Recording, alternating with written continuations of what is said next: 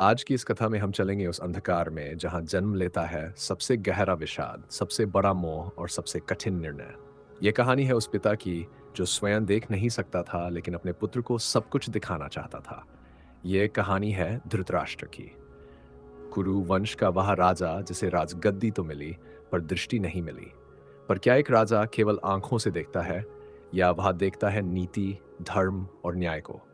जब पांडु को श्राप लगा और वह वन चला गया, तब हस्तिनापुर का सिंहासन मिला धृतराष्ट्र को। अंधा था वह, पर मन की महत्वाकांक्षा से भरा हुआ।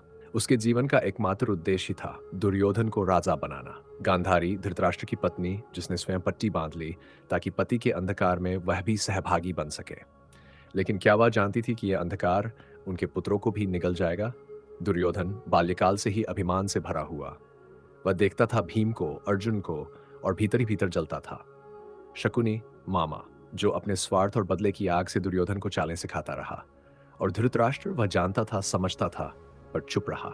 एक बार विधाता ने उसे अवसर दिया जब द्रौपदी को सभा में अपमानित किया गया। उस सभा में धर्म की लहर कांप रही थी। भीष्म मौन थे, द्रोण भी। और धृतराष्ट्र, वह केवल यह सोचता रहा, अगर मैं दुर्योधन को रोकूंगा तो वह मुझसे नफरत करेगा। धृतराष्ट्र के भीतर दो युद्ध चल रहे थे, एक राजा का धर्म और दूसरा पिता का मोह। और उस रात जब द्रौपदी ने उसे पुकारा, राजन आज न्याय करो, तब पहली बार उसने झुककर क्षमा मांगी। लेकिन क्या वह पर्याप्त था? नहीं। महाभारत का युद्ध अपरिहार्य था। 18 दिन की वह ज्वाला, जिसमें भाई ने भाई को मारा, गुरु ने शिष्य को, और अंततः एक युग का अंत हुआ। पर क्या आपने कभी सोचा, युद्ध के बाद क्या हुआ?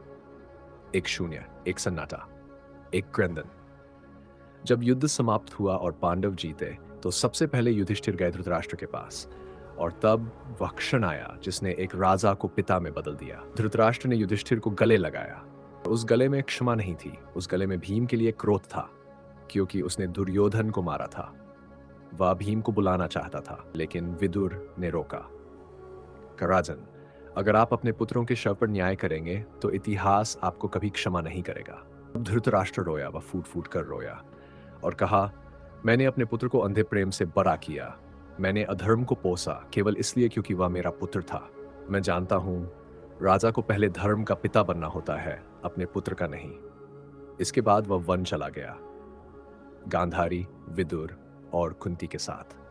वहां उसने मौन व्रत धारण किया और एक दिन आग की ज्वाला में प्रवेश कर गया। उसके साथ जली वो सारी स्मृतियां, वो सारे निर्णय जिन्होंने महाभारत रचा। लेकिन आज का प्रश्न आपसे है, क्या धृतराष्ट्र दोषी था या वह भी केवल समय की कठपुतली था? कमेंट में जरूर लिखिए, क्या आप धृतराष्ट्र को क्षमा करेंगे या नहीं?